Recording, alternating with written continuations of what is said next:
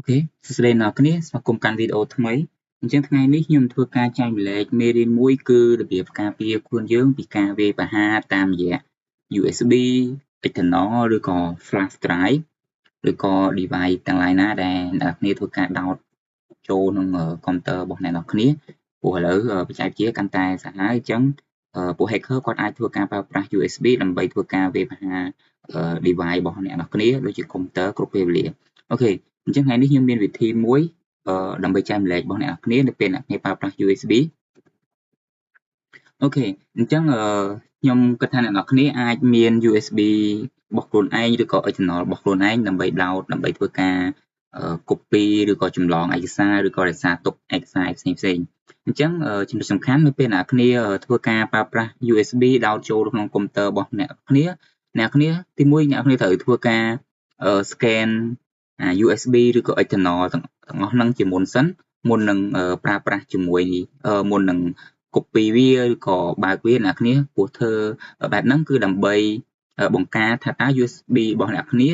secure អត់មានមេរោគនៅក្នុងហ្នឹងអត់អញ្ចឹងយើងត្រូវធ្វើការ scan ជាមួយ antivirus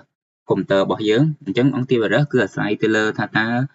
អ្នកគ្នាជ្រើសរើស antivirus ប្រភេទណាអញ្ចឹងសម្រាប់ពពួក Windows វាមាន Microsoft Defender អញ្ចឹងអាហ្នឹងវាជា built-in ជាមួយនឹង Microsoft ដែលយើងក៏មាន antivirus ផ្សេងទៀតដែរដូចជា Kaspersky ឬក៏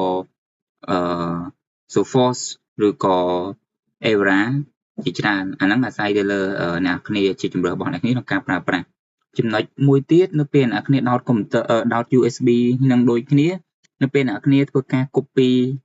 data ឬក៏បើក data ពី USB ចូលក្នុងកុំព្យូទ័រឬក៏ពីកុំព្យូទ័រចូល USB អ្នកគ្នាត្រូវធ្វើការផ្ដាច់អ៊ីនធឺណិតជាមុនសិនអ្នកគ្នាព្រោះយើងអត់ដឹងថាតើ USB ឬក៏ external របស់យើងមានមេរោគក្នុងហ្នឹងអត់ទេអញ្ចឹងបើសិនបើមានមេរោគហើយពេលហ្នឹងកុំព្យូទ័ររបស់អ្នកគ្នាអាច access ទៅអ៊ីនធឺណិតបានអញ្ចឹងខាង hacker គាត់អាចធ្វើការមាន script អីមួយឬក៏អាចថាមានជា file អីមួយ execute ចេញពី flash ហ្នឹងចូលក្នុងកុំព្យូទ័ររបស់អ្នកគ្នាហើយអា file ហ្នឹងវាអាចជា file antivirus អាចជា file មេរោគហើយអាមេរោគហ្នឹងវាអាច split ទៅ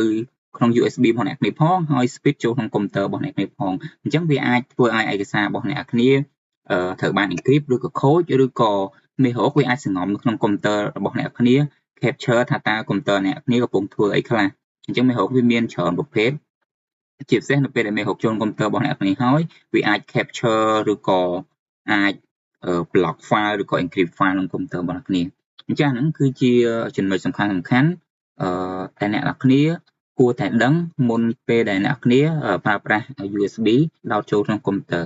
អូខេអរគុណអ្នកគ្នាអញ្ចឹងរៀនថ្ងៃនេះគឺមានតែប៉ុណ្្នឹងទេបើសិនអ្នកគ្នាមានជាចម្ងល់អីអាច comment នៅក្នុងវីដេអូខាងក្រោមបាយបាយជួបគ្នានៅវីដេអូបន្ទាប់